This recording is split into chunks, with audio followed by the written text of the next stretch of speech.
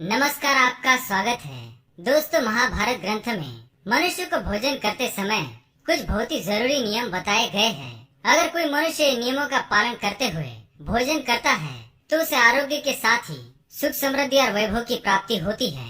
शास्त्रों में बताए गए ये नियम वैज्ञानिक दृष्टिकोण से भी परिपूर्ण है। इस प्रकार से भोजन करने पर मनुष्य सभी देवी देवताओं का आशीर्वाद प्राप्त करता है। अतः आप भी भोजन करते समय इन नियमों का पालन अवश्य करें। तो आइए बिना देरी किए जान लेते हैं वो कौन से नियम हैं। पर उससे पहले अगर आपने चैनल को सब्सक्राइब नहीं किया है तो इसे सब्सक्राइब कर लीजिए। साथ ही वीडियो को एक लाइक करना ना भूलें। सबसे पहली बात, भोजन करने से पहले 5 अंग, 2 हाथ, 2 पैर और मुख, इनको अच्छी तरह से धोकर ही भोजन करना चाहिए।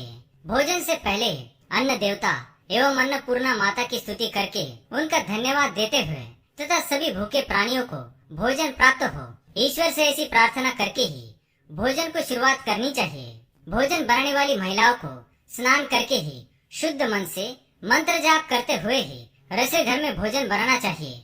सबसे पहले 3 रोटियां, एक गाय के लिए, एक कुत्ते के लिए और एक कौवे के लिए अलग निकाल कर फिर अग्निदेव को भोग लगाकर ही घर वालों को खिलाना चाहिए। भोजन किचन में बैठकर ही सभी के साथ करें।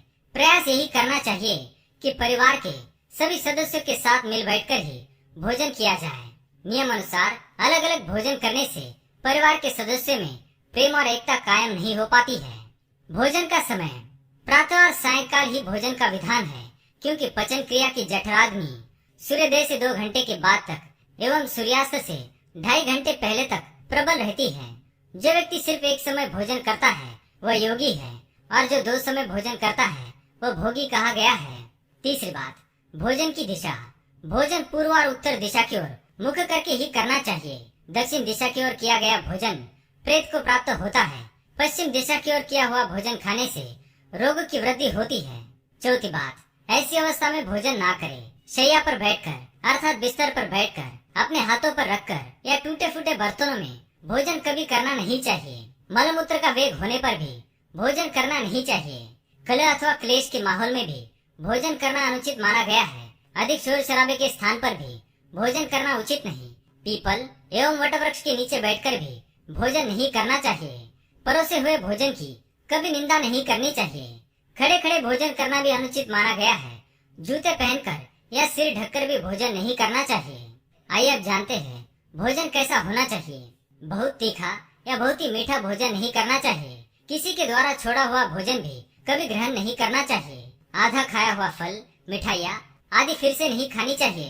खाना छोड़कर उठ जाने पर दोबारा भोजन कभी करना नहीं चाहिए। जो कोई भी ढिंडोरा पीट कर खिला रहा हो वहाँ पर जाकर कभी भोजन नहीं करना चाहिए। पशु या कुत्ते के द्वारा छुआ हुआ भोजन कभी करना नहीं चाहिए। रजस वाला स्त्री के द्वारा परोसा गया भोजन भी करना अनुचित है। श्राद्ध का निकाला हुआ बासी या मुंह से फूंक मारकर ठंडा किया गया भोजन भी करना अनुचित है। बाल गिरा हुआ भोजन भी ना करें। अनादर युक्त अवहेलना पूर्ण परोसा गया भोजन भी कभी ना करें। कंजूस के द्वारा वैश्या के हाथ का, शराब बेचने वाले का दिया भोजन भी और ब्याज का धंधा करने वाले व्यक्ति का भोजन भी कभी करना नहीं चाहिए। छठी बात, भोजन करते समय ध्यान रखें। भोजन के समय मौन रहे।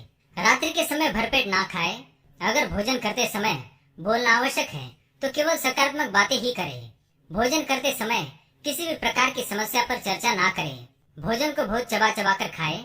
सबसे पहले मीठा, फिर नमकीन और अंत में कड़वा खाना चाहिए। थोड़ा सा भोजन करने वाले को आरोग्य, आयु, बल, सुख, सुंदर संतान और सौंदर्य प्राप्त होता है। सातवीं बात, भोजन के पश्चात क्या नहीं करना चाहिए। भोजन के तुरंत बाद पानी या चाय नहीं पीना चाहिए। भोजन के पश्चात घुड़सवारी, दौड़ना, बैठना, शौच आदि प्रकार के कार्य नहीं करने चाहिए। भोजन के बाद क्या करें। भोजन के पश्चात दिन में भोजन करने के पश्चात टहलना चाहिए और रात्रि के समय 100 कदम टहलकर बाईं करवट में लेटना अथवा वज्रासन में बैठने से भोजन का पचन अच्छे से होता है। भोजन के 1 घंटे के बाद मीठा दूध एवं फल खाने से भोजन का पचन अच्छी तरह से होता है। भीष्म पितामह ने अर्जुन को दिए महत्वपूर्ण संदेशों में कहा गया है कि जिस थाली को किसी का पैर लग जाए उस थाली का त्याग करना चाहिए। ऐसी थाली विष्ठा के समान त्याज्य होती है। भीष्म पितामह कहते हैं कि भोजन के दौरान थाली में बाल आने पर उसे वहीं पर छोड़ देना चाहिए। बाल आने के बाद भी खाए जाने वाले भोजन से दरिद्रता का सामना करना पड़ सकता है।